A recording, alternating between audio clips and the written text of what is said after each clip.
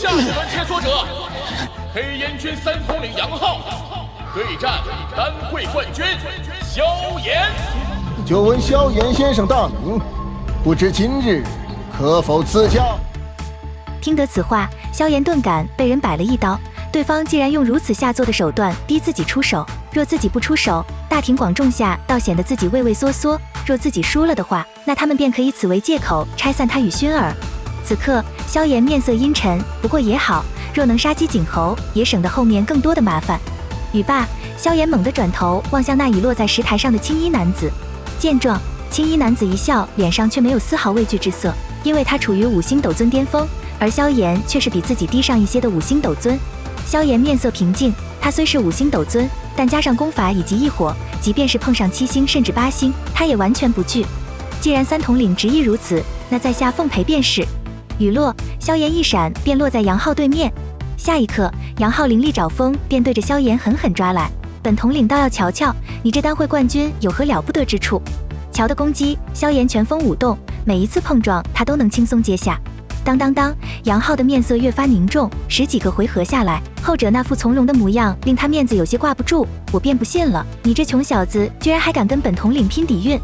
说罢，杨浩的地印诀便酝酿而起。见状，萧炎暗笑，这地印诀他再熟悉不过。当下，他一股劲风闪电般的击在杨浩手腕之处，地印诀的破绽被萧炎随手破去。杨浩面色一变，然而还不待他思考，萧炎一股炽热劲风便狠狠轰在他身体之上。哗嚓一声，杨浩老血狂喷，身形还砸飞出石台。承让了，三统领。萧炎面色平静，微微拱手道。听闻杨浩又气得一口老血狂喷，以他5星巅峰的实力，却败得如此狼狈。见到这一幕，灵泉与5统领都是一抹惊骇之色。3统领都败得如此凄惨，那他们上岂不是输得更惨？显然萧炎的真实战力已经远远超过了他表面的等级。从地面上爬起，杨浩披头散发，宛若疯魔。此事若传回古界，他不知要被多少人嘲笑。想到此处，杨浩脑袋一热，便对着萧炎爆射而去。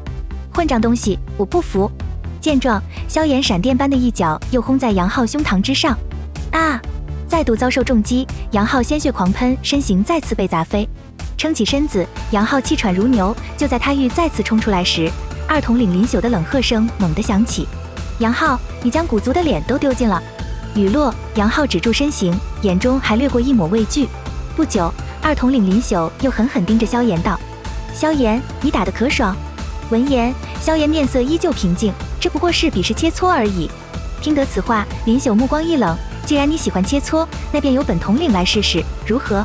听闻，萧炎眉头一皱，此人实力在6星斗尊，对付起来应该不会太过棘手。就在双方剑拔弩张时，古族中的古训长老终于闪现而出。林朽，休得胡闹！身为主人家，竟在大庭广众下为难古族的客人，这成何体统？被一通怒骂，林朽也不敢还嘴。当下他只能在临走前奉劝萧炎，识相的便赶紧离开古族，否则进入古界有你好看。听闻，萧炎理也懒得理后者。战斗收场，萧炎刚欲回坐，他体内的异火却猛地一跳，目光顺着异火的感应，萧炎发现不远处有个红衣女子，在其眉心有一朵栩栩如生的火焰印记。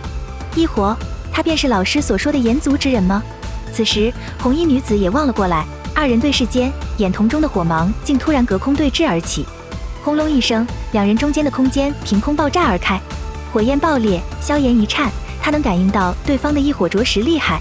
虽说萧炎对此很是垂涎，但那炎族能与古族魂族并列，他又岂会蠢到为了异火而得罪这等恐怖势力？轻叹一声，萧炎与小医仙几人也不过多停留，便缓缓退去。此时，红衣女子身旁的白袍男子轻声道：火炙，怎么样？闻言，那名为火炙的红衣女子缓缓道：很强的异火，若是有机会，我很想与他交手一场，看看我这排名第8的红莲业火与他的异火究竟孰优孰劣。语落，白袍男子无奈摇头，他一个姑娘家竟只对这些感兴趣。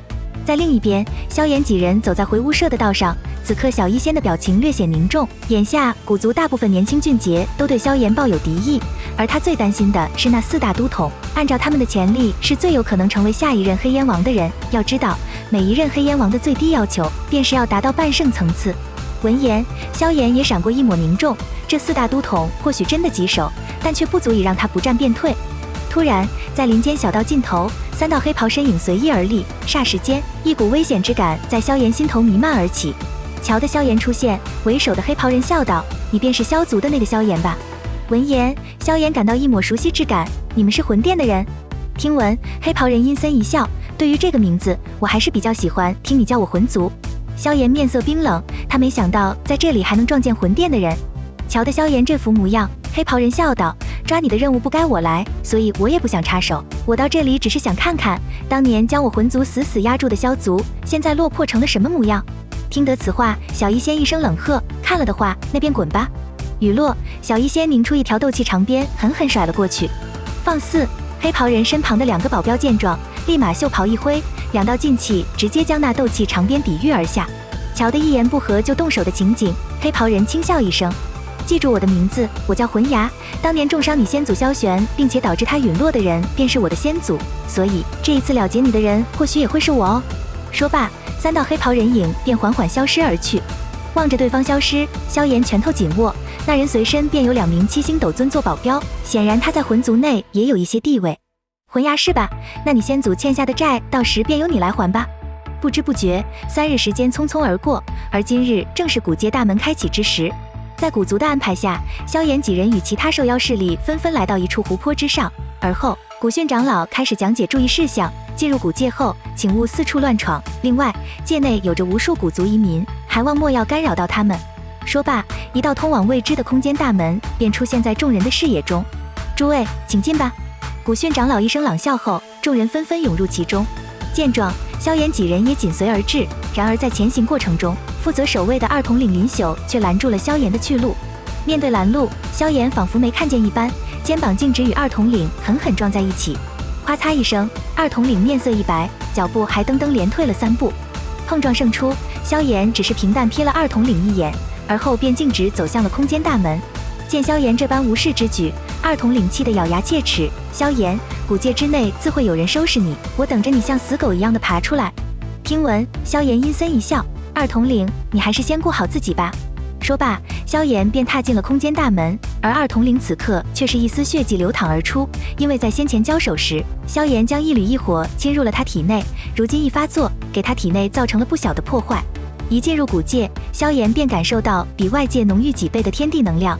相传这古界是古族的斗帝所创，后经历代斗圣的加固与扩张，才形成了如今恢宏而辽阔的空间。不久，10几艘战船驶来，载着众人前往古族的中心位置。在战船之上，萧炎再度见到了炎族之人。此刻，与那红衣女子同行的青年缓缓与萧炎打上招呼：“你便是单会冠军萧炎吧？在下火炫。”闻言，萧炎点点头，而后2人便攀谈了起来。原来很久以前，炎族与萧族便颇有渊源，而火炫他们此次来古界，是为了每20年开启一次的天幕，里面有颇多机缘，几乎远古8族的天之骄子都会来参加。听闻，萧炎疑惑道：“火炫兄能说说这天幕是何物吗？”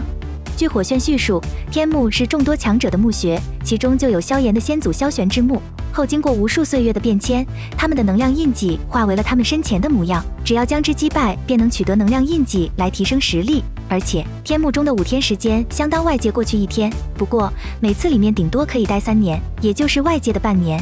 听完，萧炎对天幕也有极度的期盼，里面3年，外界才半年，这足以做许多的事情，况且仙族也在其中，若是遇见，或许他能给予自己很多的帮助。